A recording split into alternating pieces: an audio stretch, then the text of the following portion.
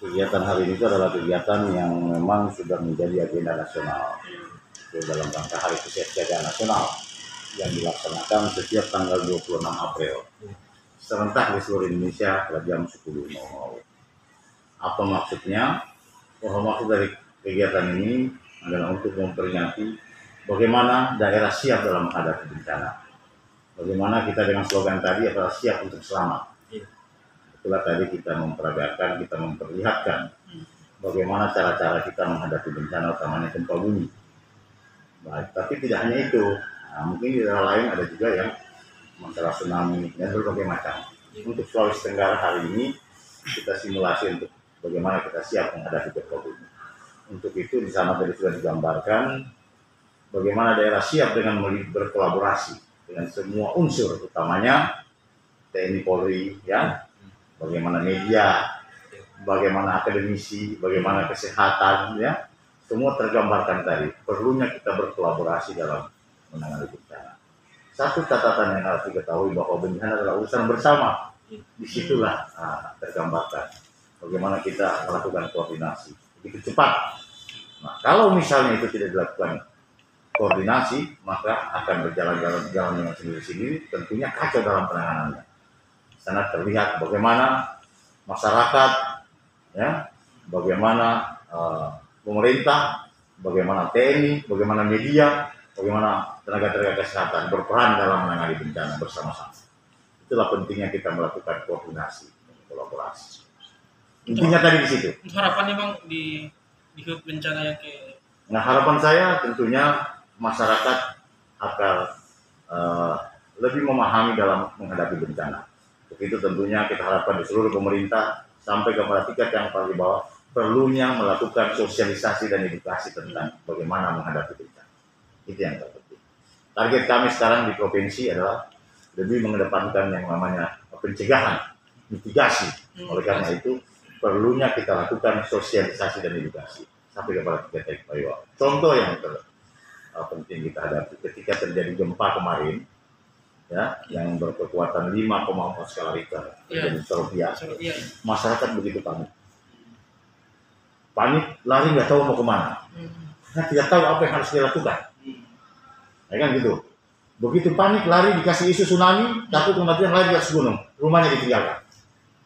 Apa yang terjadi? Penjarahan. Masalah baru yang timbul.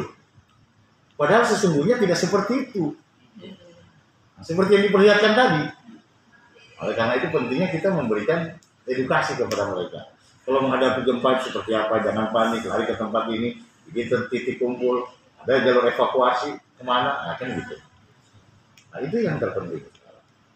Makanya saya melalui perintah dari Pak Gubernur untuk bagaimana kita mensosialisasikan tentang upaya-upaya dalam menangani bencana.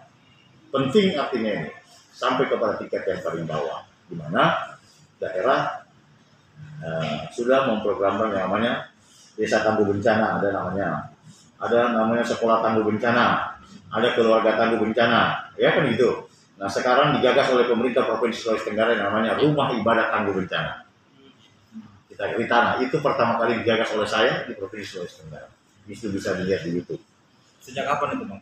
Sejak tahun 2021 bulan Agustus saya gagas untuk membangun yang namanya rumah ibadah tangguh bencana. Itu Bang dari April sampai Agustus. Jadi itu Bang dibangun di tiap desa atau bangunan seluruh Sulawesi Tenggara rumah ibadah.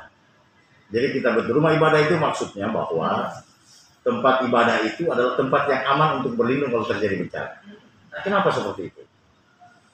Karena selama ini masyarakat kalau terjadi bencana, kemudian masyarakat mengambil kesimpulan bahwa yang aman di tempat ibadah karena ada malaikat yang melindungi katanya. Ini kan pemikiran-pemikiran masalah keyakinan yang susah untuk kita bantahkan.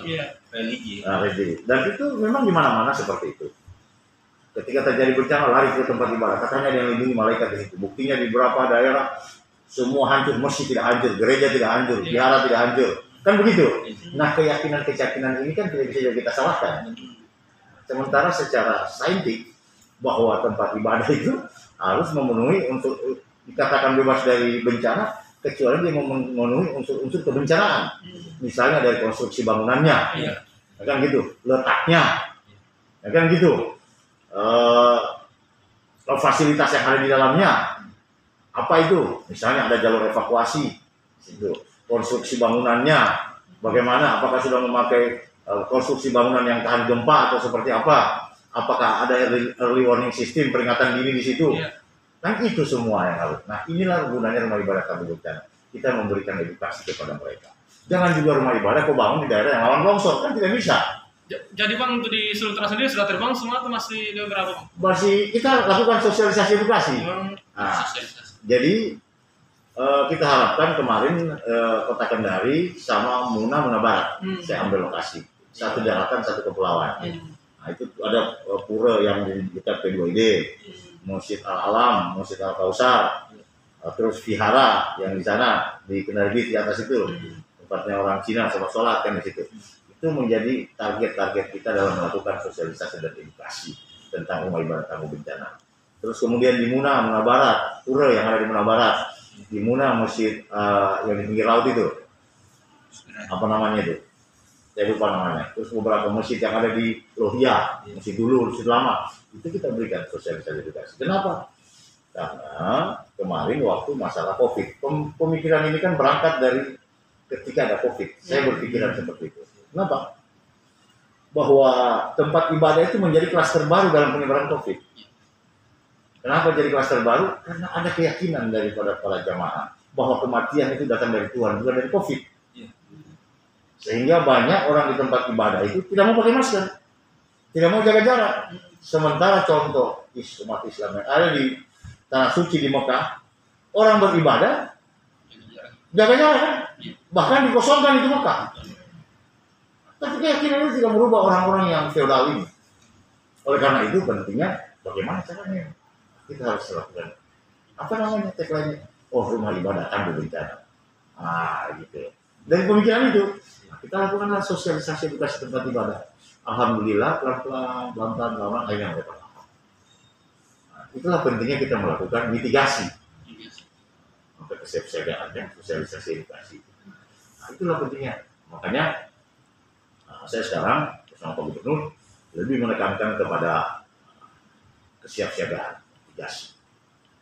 Bagaimana caranya? Dengan sosialisasi dan edukasi kepada seluruh komponen masyarakat sampai kepada yang tingkat paling bawah.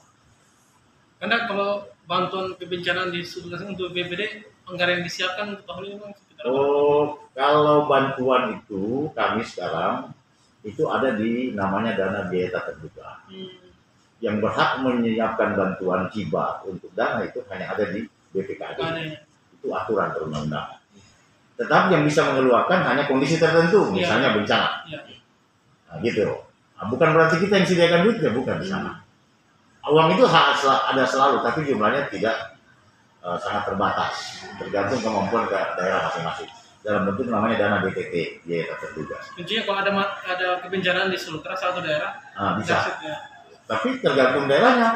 Kalau daerahnya tidak sudah masuk lintas kabupaten kota, kewenangan provinsi ya kita ambil. Tapi kalau itu kewenangan kabupaten ya nggak bisa. Misalnya yang terjadi di Kota Muna, nggak bisa kita intervensi.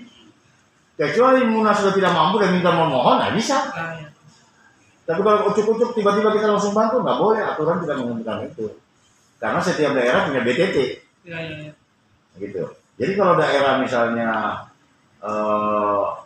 sudah tidak mampu, ya bermohon kepada pemerintah provinsi. Kalau sudah bermohon kepada pemerintah provinsi, kalau ini ya baru kita akomodir. Tapi kalau enggak boleh. Bang, tidak ada bocoran nggak berapa alokasi anggaran yang disiapkan? Kami tidak tahu. Kalau itu kan urusan di BPKD, urusan rumah tangganya dia. Nah, hanya kalau kita butuh kemarin kayak di Sampolawa, jalan 150 meter, udah dia.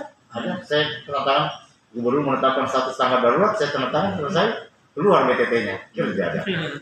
Nah, seperti tadi yang diumumkan pada waktu simulasi kan, bagaimana Gubernur menetapkan status tanggap darurat. Kenapa sampai Gubernur yang menetapkan status tanggap darurat? Itu karena terjadi di 3 kabupaten. Kalau hanya 1 kabupaten, kewenangan bupati. Aturannya minimal 2 atau lebih. Nah, ini 3. Nah, Gubernur lah menetapkan melakukan intervensi. Kenapa dilakukan intervensi? Untuk memudahkan koordinasi tadi. 3 daerah itu. 3 daerah. Kategorinya itu ya. Iya. setengah mati menggunakan resource ini. Bagaimana menggunakan ini? Dua kepala daerah, saya punya ego. Saya bisa kok, saya bisa. Kenapa tidak bisa seperti itu? Nah, sehingga diintervensilah oleh pemerintah provinsi. Karena 3 kabupaten kota dan dipantau oleh pusat. Itu ada pantauan di bawah itu. Dan BMKG itu gempa itu kan. Iya. Itu ada. Kita punya pusdatin di sini. Ini alatnya. Jadi kalau kita konferensi pers di sini. Terkait simulasi tadi Pak, apakah nanti akan menjadi roadmap atau standar operasional untuk ketika ada bencana nanti ke depannya Pak? Ya tentu seperti itu. Itu menjadi standar SOP-nya kita. Dalam bagaimana penanganan bencana, utamanya gempa bumi yang diperhatikan tadi. Nanti mungkin ke depannya kita pelajari bagaimana kalau menghadapi tsunami, ya, bagaimana menghadapi puting beliung, bagaimana menangani kerusuhan sosial, bagaimana menangani kebakaran hutan dan lahan. Itu akan kita lakukan semua. Satu adalah bagian daripada program penanganan bencana, baik itu yang hidrometeorologi maupun yang sifatnya gempa vulkanik atau konvektif. Pak, kalau gempa tadi berapa magnitudenya Pak? Kalau tadi 7,6. 7,6 ya. Memang kalau potensi itu apakah di Sultra juga sangat mungkin kan, ya? Karena Sulawesi Tenggara sudah ditetapkan sebagai daerah rawan bencana. Rawan bencana nasional ini Sulawesi Tenggara. Jadi potensi itu akan potensi itu ada. Gitu. Potensi itu ada. Cuman kita tidak bisa kapan terjadinya kan gitu. Ya, kita selalu waspada seperti yang kita tadi kan. Kita harus siap. Bagaimana siap menghadapi bencana. Apapun bisa kemungkinan terjadi. Karena di dunia ini kan tidak ada yang pasti. Yang pasti cuma kematian. Kita tinggal menunggu waktu kapan kita mati. Ya kan gitu. Karena kalau di Sultra sendiri Bang, yang rawan bencana sendiri hanya adakah daerah mana saja? Semua Sulawesi Tenggara, semua rawan bencana. Tapi yang parah itu rawan tsunami, rawan gempa tsunami, rawan banjir, longsor, ada daerah tertentu.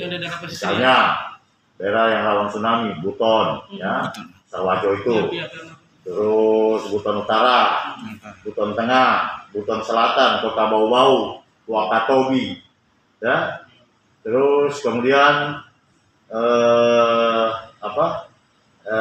Konawe Kepulauan, ya, Konawe Utara, nah, itu tsunami. Kalau Kendari Bang? Kalau Kendari dampaknya, ini sudah Konawe Kepulauan kan kena juga Kota Kendari.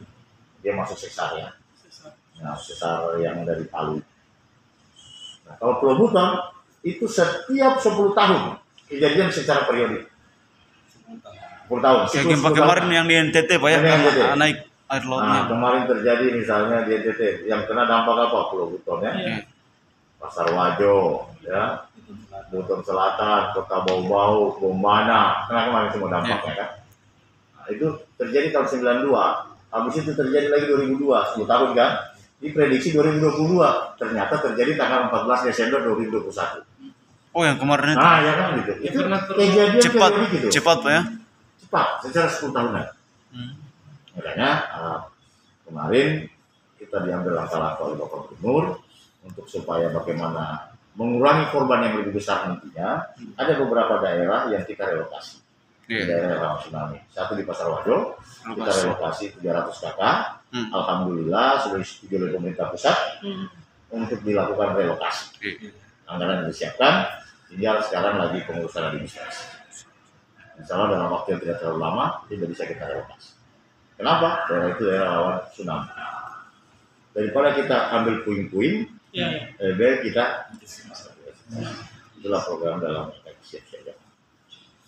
Mungkin imbauan kepada warga mungkin untuk tetap selalu waspada. Ya, harapan saya kepada seluruh masyarakat, kalau menghadapi bencana kita harus jangan panik. Kita bisa mengantisipasi. Oleh karena itu perlunya pemahaman tentang upaya penyelamatan dalam menghadapi bencana. Dalam waktu yang tidak terlalu lama, mungkin kita akan melakukan sosialisasi dan juga beberapa daerah.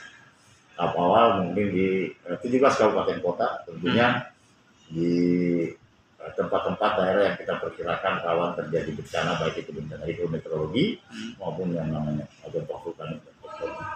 Itu kita akan lakukan sosialisasi. Di 17 kabupaten kota selesai lebaran, tim saya berjalan.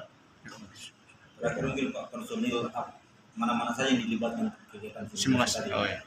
Simulasi tadi kita libatkan TNI Polri, Kesehatan, Basarnas, ya, akademisi, Unhalu tadi lihat sendiri untuk mapalannya, ya. Kita libatkan pemerintah, ya. Seluruh pemerintah di OPD semua hadir, ya. Sama media kan kita libatkan. Itu yang dinamakan pentahelix. Kita lihat bagaimana kalian berkoordinasi, berkolaborasi untuk berupaya melakukan penyelamatan dalam korban bencana. Izinkan mungkin bisa bagi